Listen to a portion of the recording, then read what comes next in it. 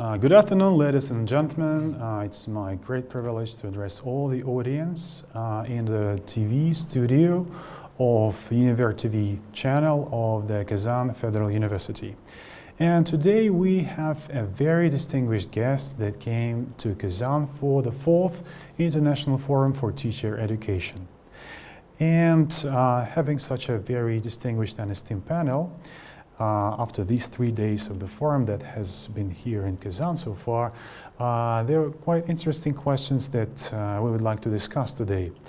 And I guess we'll have the following format. Each of you will just have a small introduction, and the question I would like to put on the panel is about what are the basic and major challenges that the system of education, both the teacher training system and the overall education system, are facing nowadays. And that will be like the first question, and the second, like your overall impression in terms how do you feel about the forum and how it goes, because I know that for some of you it's not just the first time you come to Kazan and participate in this event, as it's expanding its geography, its influence and representation, and I hope influence. So, and it's my privilege to give the floor to Professor of University of Oxford, Mr. Jan Mentor. So would you say a few words, please? Yes, thank you very much. It's a great pleasure to be here again. In fact, this is my 4th visit to Kazan, and I have been at 3 of the International Forum on Teacher Education. It's a very exciting event.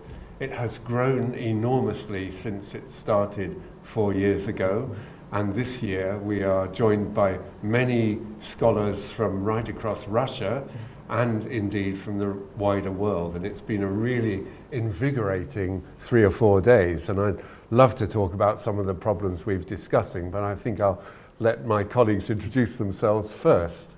Okay, thank you. So probably we'll just go counterclockwise. Okay. And Moira, I'll give the floor to you, please. Hello, my name is Moira Boland. I work at the University of Glasgow in the School of Education. This is my 2nd time in Kazan, but my 1st time at the Forum for Teacher Education. It's delightful to be here. Glasgow University has a really strong partnership with the Federal University of Kazan, and that's really focused in your School of Education and Psychology. And it's been almost like coming to a family, where teacher educators have had an opportunity to speak to each other and to think and to share best practice. And so it's been an amazing event which has allowed us as professionals to reflect on the work that we are doing, but also to ultimately think how do we best educate teachers to meet the challenges that I think many countries face across the globe. Thank you. Thank you. I'm Professor Gil Noam. I am from Harvard University, and I direct a program called the PAIR Institute, Partnerships in Education and Resiliency. And for me, it's the first time. I felt very excited when I got invited, because I have not been to Russia. I know a lot about Russia and Russian culture, but to actually be here and to feel the welcome and the generosity of the hosts and all the people that we spoke with and spoke to was just very exciting. And I hope I can in 4 years also say it's my 4th time. Thank you. And I'm Marjorie McMahon from the University of Glasgow. And this is my 4th visit to Kazan. I've attended 3 forums previously and also been involved in a CPD workshop at the university. And like Ian, I have been really quite impressed at the way the conference has grown, the way that it has really put a regional stamp on teacher education, and reached out to the other republics and across the Russian Federation. So actually it's quite a diverse conference, and I think what's quite significant is how it has grown strategically. So a great honour and privilege this time to see organisations such as ISAT, the International Study Association for Teachers and Teacher Education, and ATE, the Association of Teacher Educators in Europe, both groups participating in this conference. And again, I think that's a measure of the significance and the strategic direction that Kazan Federal University has taken to become a leader in teacher education in Europe. Thank you. Hi, I'm Conor Galvin. I'm in University College Dublin in what we call the College of Social Sciences and Law, but effectively I work in the School of Education. So like a number of colleagues, it's my fourth visit. I've also participated in 3 fora, but I came here originally for swimming, which is one of life's little mysteries, but that's what brought me to Kazan originally. My first experience of Kazan was in relation to it being one of the foremost capital in terms of sports and activities of that type. So the forum and the invitation to participate came afterwards. I just briefly echo what's been said so far. It has been an incredible journey. We've seen so much changing in the 3 to 4 years, but there's a lovely sense of direction about it all. It's growing slowly, it's growing systematically, and I think it's starting to be felt way beyond the bounds of Russia. And we're seeing people talking about the forum now in places that they might not previously. And that's very good news. Thank you very much. Hello, my name is Maria Teresa Tato. I'm a professor, the Southwest Borderlands Professor of Comparative Education at Arizona State University. This is the second time I'm here. I skipped 1 year last year, and I was very sad I couldn't come. I'm very pleased to be here this year, but I should say that the Kazan University influence extends beyond the forum. Rosa and others are collaborating with the World Education Research Association, an international research network doing research on teacher education, as well as participating together in a study of teacher education in mathematics, which is a collaborative project of several universities. And so Kazan is an important representative of the Russian culture, Russian teacher education, and it's just an honor to be here with friends, and I agree, it's like coming back to family. Thank you very much. That was a very lovely contribution you made about your experience and what you witnessed in Kazan. And from what you have just said, I can see that Kazan is growing in terms of teacher education and teacher education science, and how it is developing not only in terms of sports, being the sports capital of Russia, as it is recognized, but gaining momentum and bringing new members and new associations. And I think it's very gratifying for me as a Kazan citizen to see what success it is achieving. But still, it's all good about dealing and addressing those issues, but most importantly, because the major mission of the forum to address those challenges that are shared, because there are some things in accordance with a drastically changing world that not only Russia but the whole world and countries you are representing has to deal with. And it is very important, and it will be very nice for our audience to know what are the recommendations and what is your standpoint on how can we deal with the challenges and what are the challenges you would name. And so it's like the very informal and open discussion, so you just take the mic and go ahead.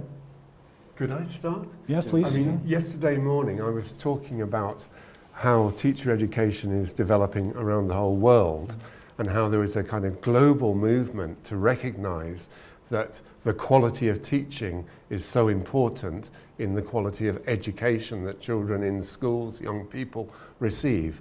And that's why teacher education has been focused on so much, so increasingly in recent years. It's become a real issue for most countries in the world. It's not just in Russia, but we see many things happening in other countries as well. And the kinds of problems that are being addressed in many countries, including here in Russia and led from Kazan Federal University, are things like the integration of the theory of education and the practice of education. Things like the way in which universities and schools work together to improve the quality of the learning experience for beginning teachers. These are some of the key issues that we're facing today. And one more, just to get us going, is the relationship between educational research and the formation of policy and practice in teacher education. These, I think you would agree, are some of the issues that we've been talking about for the last 3 days. They're issues internationally, but they have a particular focus here in this conference to try and bring about positive change in Kazan and across the wider federation. Thank you.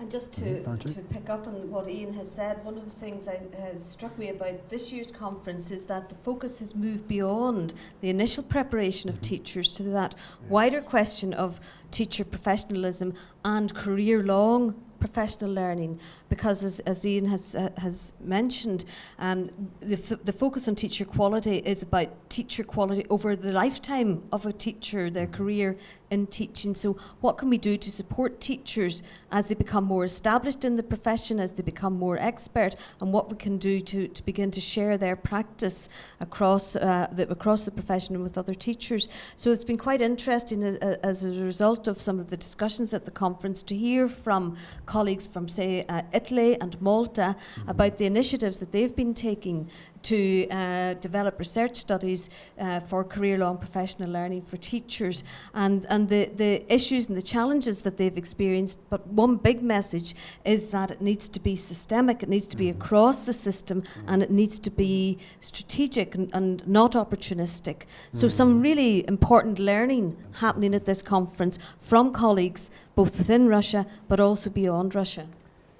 I think within the conference, what it allowed us to do, to discuss and to think about the research and about practice, and to look through a lens into the classroom to see the child and the complex world that the child lives in, and the complexities of that world and the challenges that our children face, then look for a teacher who is highly skilled in an exceptionally complex environment of the classroom, and able to take what Ian was suggesting around the research and the theory to be able to better support children to achieve their potential. And I think to have an international forum where you can hear perspectives across the world on how teachers are educated in that exceptionally complex task of becoming a teacher, and then, as Marjorie is suggesting, sustaining and developing as a teacher throughout your career has been very, very fruitful, I think, for myself as a professional. Absolutely. The first day of the conference, I was very pleased to, I'm very honored to present on the knowledge that teachers have as concerns mathematics. And this I think is an interesting and very special part of what the forum is helping us do, which is actually thinking about the teacher as a learner. Not only, the learners in the classroom, but also how the teacher learns to teach challenging, difficult subjects. And the forum taking this seriously, I think, is really important. We had very, very good conversations on that first day around how teachers learn to teach these subjects, but also the idea of learning to teach to diverse students, what we call diverse students in the US, students who have a range of difficulties, which is a theme that actually the forum has followed up to today. We just had a really interesting conversation about, how teachers are prepared to teach students who may be going through really serious and traumatic events. So taking very seriously that work of the teacher, and then the knowledge that teachers need to have in order to be able to be effective, especially effective for students who may not have all the resource, but the resource of that teacher. Yeah, thank you, absolutely. It's very... Before we leave this, I would agree absolutely about that, but there's one feature of the conference that always strikes me as really interesting, and it was particularly evident this year. It's not often that you get policymakers and teacher educators in the same space. It's quite a difficult match to actually make, because we tend to go to different conferences, we tend to have different timescales in terms of our professional lives and so on. So the opportunity to actually engage with policymakers, people who are involved at a very deep level in terms of determining future policy in relation to Russia, particularly the Federation, is quite interesting and quite challenging. And to see the Deputy Minister turning up yesterday. Now, I'm not a person, as I said in my talk earlier today, I'm not a person who really has much time for politicians normally. But I have to say I was very, very impressed, because this woman came to the conference, she stood at a podium and she spoke for 20 minutes with no notes. She absolutely spoke freely without any notes. So she was clearly someone who has thought very deeply about this whole work and sees it as important. And I think that's very heartening. So to have the opportunity to engage with policymakers and to see them so open to engaging with teacher educators, I think is a very interesting quality of the forum, just for that. Yeah, absolutely. It's, I think, a great advantage of this conference, since we bring together the practitioners, the researchers, the regulator represented by the ministries, and taking this opportunity of being heard by the regulator and bring in all those changes, maybe not only on the level of the region, but on the federal level. And as for the regional representation, we had teachers and researchers from different entities in the region of the Russian Federation. And I think it was a great advantage for them to listen, to comprehend, and to immerse into these discussions, because all those roundtable discussions provoked a lot of interests, because they are touching most relevant and urgent issues which need some address and some kind of a solution in the nearest term perspective in this drastically changing world, when we are on the verge of this fourth industrial revolution. And the revolution is always ahead, as one of the pictures show, when the education sometimes lag behind the technology, and when we have to address this challenge. And probably Gil can also somehow comment on this topic. Yeah, thank you. I think there are like 3 different themes that I've heard here, but I would hope that into the future we will actually focus on them more. One is time. The other one is space, and the third one is technology or data. And I'm not going to give a lecture now, so don't worry. But time is, I think that teachers now have a competitive situation, which I think is very good. They're not the holders of the information anymore by themselves. There's kind of an end of a monopoly. And I think what's happening is that young people, especially when they become adolescents, are picking up their data and their information everywhere. In fact, students in my class, when I give them some facts, I can see they're checking me kind of to make sure that I'm saying the correct thing. And so that should free up the teacher, but it also should create a much more flexible situation. And the second one is space. So the time is that it happens everywhere. The space is that we also have to get away from the idea it's all happening in the classroom. So the teacher is becoming, I think, a choreographer of a lot of resources in the community, museums and other things where projects become kind of possible. And the third one is probably the most important one, which I think is data or technology, that we have to move away from data as punishment or as kind of a way of seeing whether the teachers and the students have done the right thing and have really reached the levels. We still need to have that information. But if we think about teachers as professionals, the data has to be different. It has to be used at all times. It has to be used to personalize the educational experience. We have to know at all times what kids know and how we individualize their learning. And not just an average at the end that says the teacher has taught to the test well. I don't think that's the world that we're going to be in a short while. Yeah, absolutely. And all those topics that were covered, unfortunately, I was not able to attend all the sessions, but at least those sessions that I was privileged to translate, I heard that very important, this ICT thing that is important and is an advantageous tool in promotion, the education and addressing those tasks. And at the same time, it's important to give sufficient amount of attention to all kinds of categories of children. Those who experience some traumas and deprivations, the experience and the history of indigenous population, because here we saw and heard people sharing different experience representing different parts of the world. And well, it's all so exciting to witness. I mean, teaching is a more challenging profession than it has ever been before. Yes. And what Gil has just said about data, I take that entirely. But we're still left with the fact that a teacher working with children, whether in a classroom or out in some field experience or online, the teacher is still making individual decisions about every one of their learners. And they have to be able to be informed so that they make the best possible decision for that. They may be surrounded by data, and the data helps us to evaluate whether they're being effective or not.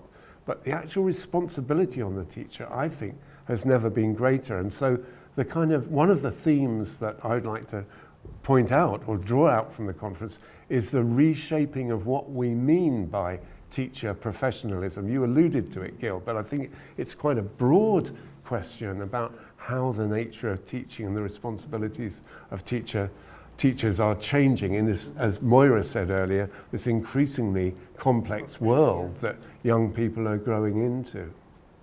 One of the things that reminds me from what you're saying is the emphasis that you made in your presentation about the importance of research as part of this definition or redefinition of what a professional teacher can be. And some of the projects that were presented here actually are geared to help teachers learn how to do research on their own practice rather than the traditional way in which we tend to collect data from teachers and we just give them averages, or we use the data to evaluate them and as punishment. You know, how can we actually develop a collaboration, right, between researchers, teacher educators, and teachers, and even students and parents, you know, to help collect information and learn from practice, and then use that learning to inform this practice. And it's not an easy task. It's quite a complex thing to do, but teachers should be able to do this, and we should all be on board helping teachers to learn about how to do research on their practice. And when we say research, it's not the research over there, but you know, how do they actually learn from assessments, and then how can that help them address the needs of individual students? To me, it's a much more demanding job than it has ever been. And then at the same time, you ask about, you know, the big problems in education. We see that many people are opting not to become teachers. Teacher education programs are receiving less students, maybe not everywhere, but certainly in the US, which is where I work. And so the conditions that Gil alludes to when, you know, education systems are using data to punish teachers, I think that's having the unintended or maybe intended consequence to detract people from becoming teachers. And you know, forums like these actually bring back the respect for teachers, the respect that we always should have for teachers, and I think that respect is missing from many societies. I think in Russia it's not, and it's something that we should try to promote. Without teachers, we're going to be in serious trouble, right? So.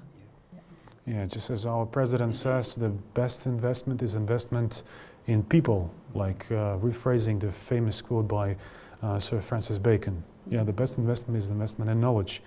And well, I think it's absolutely important, and I would say that's our mission supreme, to bring the prestige of that profession to a sufficient and adequate level. Because the teacher, if we refer back to the experience and the history of the Soviet times and even before, it was very much respected person and profession. Not as much respected as it should be nowadays, but hopefully the situation will be changing gradually, maybe not that drastically as we might want it to change. And I think the next forums will address even more important and relevant issues because the world is changing, new problems are coming on stage, and we have to deal with that. but the prestige of the profession is one of the important things for those people who are freshmen, the sophomores, the senior students, and it's a big thing. It should be somehow addressed in the future, and so here we are now. So let me just say something really quickly. Another thing that I just want to point out as to what this conference is doing just in an amazing way is to take into account the very young scholars that are attending and providing opportunities for them to learn how to do research, to learn how to publish. There are journals here and journal editors who are talking to these young people. So definitely the idea of investing in people is very much present in the forum. So I just didn't want to forget that. I'm sorry. No, this is good. This is great. I just want to really respond to what Ian said. That I think it's clear the professionalism of the teacher is critical, and data can't just be data instead of the teachers. It should be data supporting, like you said, surrounding teachers.